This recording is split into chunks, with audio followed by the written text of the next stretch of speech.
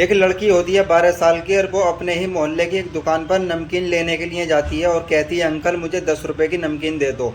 दुकानदार जो होता है परचूनी का दुकानदार, वो 10 रुपए की नमकीन तोलता है और नमकीन तोल कर देता है उस लड़की को। लड़की नमकीन लेने के बाद जब उसको पैसे देती है तो वो जो दुकानदार होता है उस लड़की का हाथ पकड़ के दुकान के अंदर खींच लेता है और खींचने के बाद शटर डाल देता है।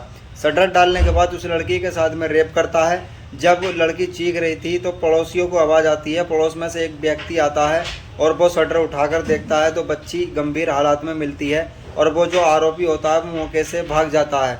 जो पड़ोसी होता है वो उसके घर वालों को पता देता है, घर वाले आते हैं, मोहल्ले के लोग इकट्ठे होते हैं, उस बच्ची को गंभीर हालत में उठा करके जो हॉस्पिटल भेजा जाता है। दोस्तों ये घटना है रामपुर के अजीम नगर थाना क्षेत्र में एक चौकी पड़ती है। चौकी होती है खोद चौकी।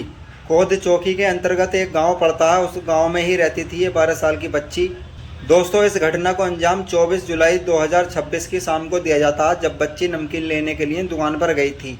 जब बच्ची लथपथ हालात में मिलती है तो माँ बाप रिपोर्ट लिखवाते हैं और रिपोर्ट लिखवाई जाती है। एक व्यक्ति होता है जिसका नाम अनिल कुमार पुत्र हरि सिंह के रूप में होता है।